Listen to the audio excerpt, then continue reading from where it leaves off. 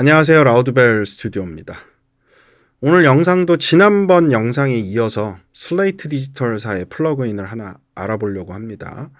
버브 스위트 클래식이라 그래서 원래는 리퀴드 소닉이라는 회사에서 만든 컨볼루션 리버브인데 요걸 슬레이트 디지털사랑 이제 협약을 맺어가지고 발매한 그런 플러그인입니다. 나온 지는 좀 된 것 같아요.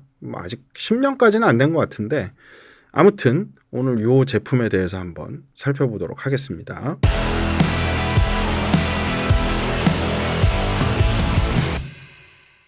공간성을 연출하는 플러그인들은 다양하게 존재합니다. 리버브, 딜레이, 그리고 모듈레이션 이펙터들조차도 어떤 의미에서는 또 공간성을 연출하는 그런 효과들을 갖고 있어요. 근데 그 중에서도 리버브 같은 경우는 크게 알고리즘 리버브, 그리고 컨볼루션 리버브.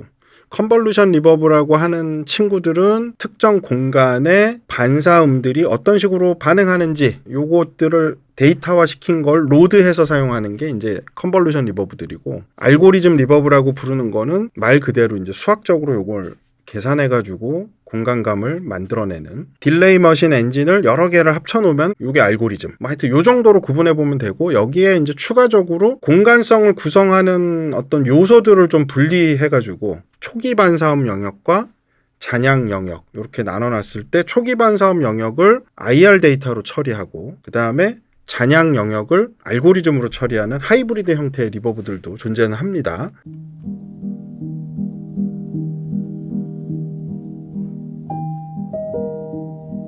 근데 사용자들 입장에서 보면 알고리즘 리버브가 아무래도 먼저 나오고 많이 나와 있다 보니까 그 파라미터 값이나 뭐 공부할 게 좀 많이 있다고는 해도 여전히 많이 쓴다고 생각들을 하시는데, 지금 이제 2000년 이후에 나오기 시작한 컨볼루션 리버브의 종류가 이제 지금 계속 늘어나면서 실상 무엇을 쓰던 크게 문제될 거는 없다라고 보는 추세고요. 컨볼루션 리버브 같은 경우는 아무래도 사용자가 많이 만져봤자 IR 데이터를 기반으로 하다 보니까 굳이 복잡하게 요거를 만들 필요가 있나? 라고 하는 부분들도 좀 있습니다. 그래서 전체적으로 보면 알고리즘 리버브는 공간성을 표현하는 어떤 그림을 정확하게 이해하는 사람들이 쓰기 편하다? 혹은 자기가 원하는 대로 좀 이렇게 자유롭게 만질 수 있다라는 장점이 있는 반면에 메뉴가 되게 복잡하고, 그리고 각각의 메뉴들이 하는 일들을 다 하나하나 차근차근 공부할 필요가 좀 있는데, 컨볼루션 리버브라고 부르는 친구들은 사실 복잡할 이유도 없을 뿐더러 사용자 입장에서는 그냥 조금만 공부하면 바로바로 쓸 수 있는, 그리고 IR 데이터를 자기가 좋아하는 것들만 골라서 쓰게 되는 어떤 이제 그런 상황들이 있다 보니까 두 가지 다 잘 알아두는 게 좋긴 하지만, 컨볼루션 리버브만 잘 다룰 줄 알아도 뭐 후반 작업할 때 그렇게 불편함은 없다.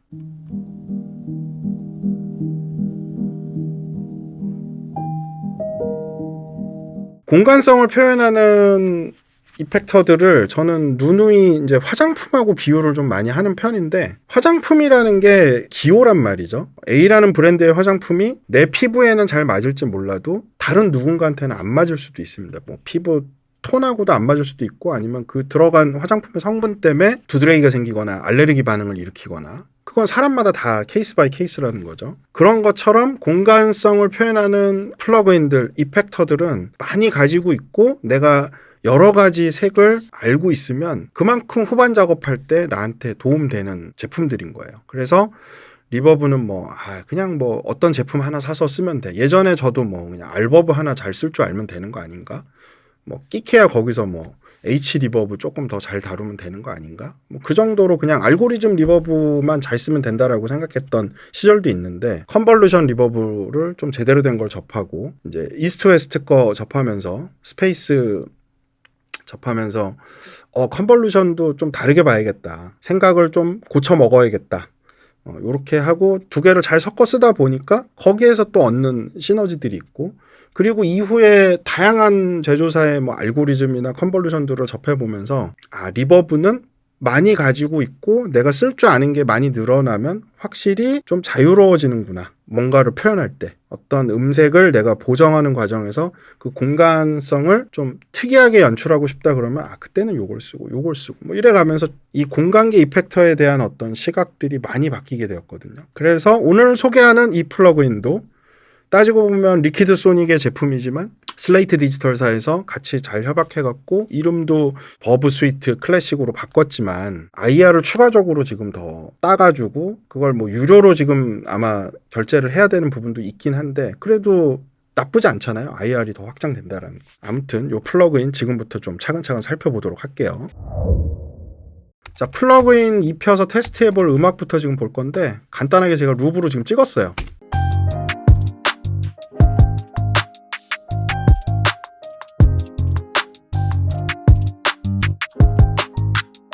이름도 다 나와 있죠. 요건 UAD 피아노로 지금 제가 연주 좀 하고 베이스 하나 좀 찍고 루프 하나 갖고 오고 사운드를 조금만 더 개선을 시켜볼게요. 세츄레이터 지난 시간 했던 거죠. VTC.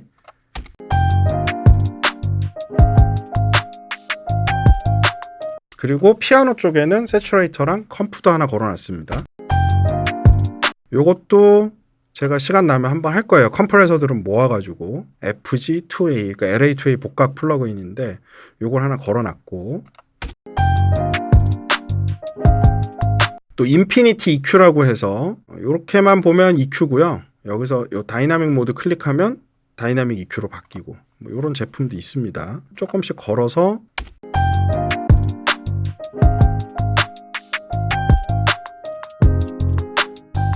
자, 그러면 이제 리버브를 좀 볼 건데 자, 생긴 건 이렇게 생겼습니다. 메뉴를 보면 이쪽에 EQ 파트 붙어 있고 디바이스는 이렇게 하면 숨어요.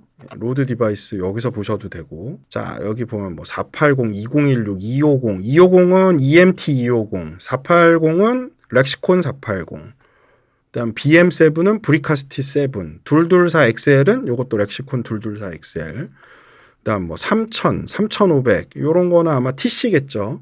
그러니까 이게 프리셋들을 잘 유출을 해보면 그리고 매뉴얼에 나와 있습니다. 대략 AMS 리브 것도 있고 16X 요게 아마 그러지 않을까요? 이 생긴 건 되게 단순해요. 결과적으로 보면 EQ 여기 어택, 프리딜레이, 코러스, 위스 요거 넓이고 그 다음에 게인, 웻 드라이 이렇게 걸려 있는데 처음에 띄우면 제일 처음 걸린 게 아마 480 플레이트네요. 여기 최초에 지금 프리셋으로 돼 있는 거.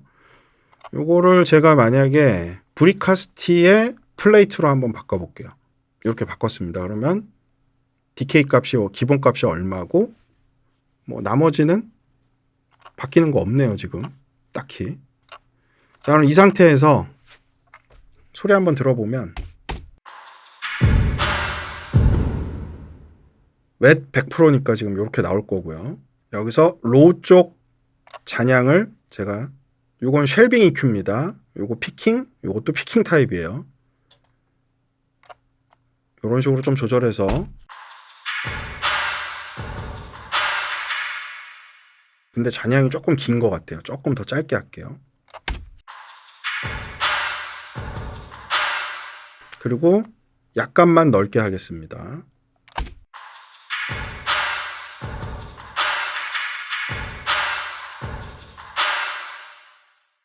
코러스까지 걸면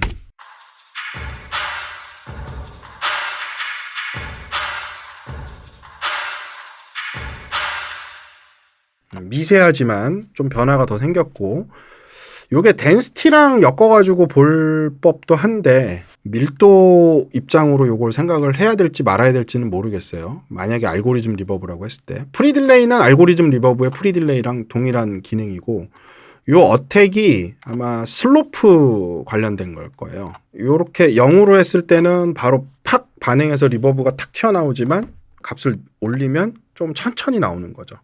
그림 보시면 바로 이해될 겁니다. 자, 이 상태에서 이제 제가 그러니까 웻 100으로 돼 있는 걸 드라이 쪽으로 지금 옮겨놨어요.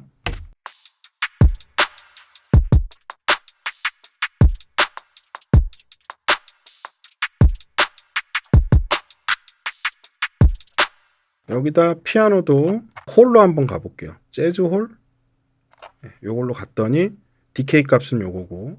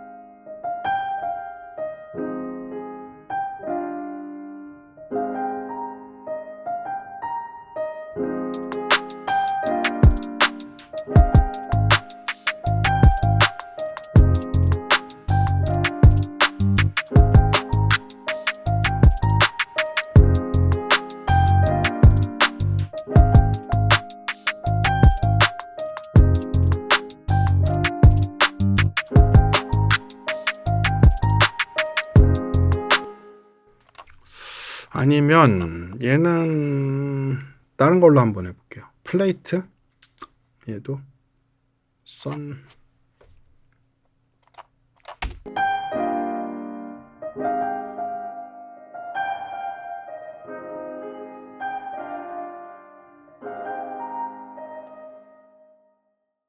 편한 점은 여기서 IR을 바꿨을 때 이 IR 데이터만 여기서 바뀌고 이 값들은 그대로 존재를 하죠. 초기화되지 않고.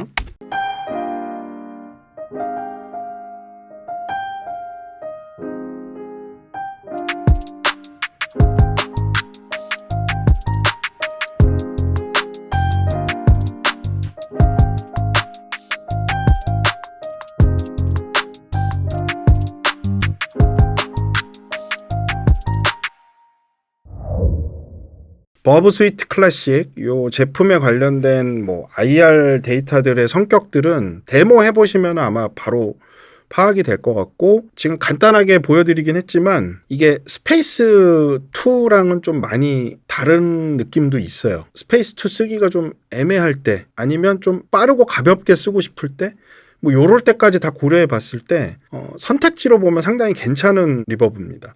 지금 사용법도 너무나 단순하고, 그 다음에 IR 데이터도 다양한 형태로 존재를 하고 있고, 대부분의 IR 데이터들이 알고리즘 리버브에서 좀 가져온 게 많다 보니까 흔히 아는 소리 아니면 좀 친숙한 소리 이런 느낌들도 좀 가지고 있고, 그리고 결정적으로 뭐 그렇게 무겁지도 않아요 리버브가. 그래서 초반에도 말씀을 드렸지만 리버브 이펙터는 어떻다? 많이 가지고 있으면 언제든 내가 다양하게 써먹을 수 있다.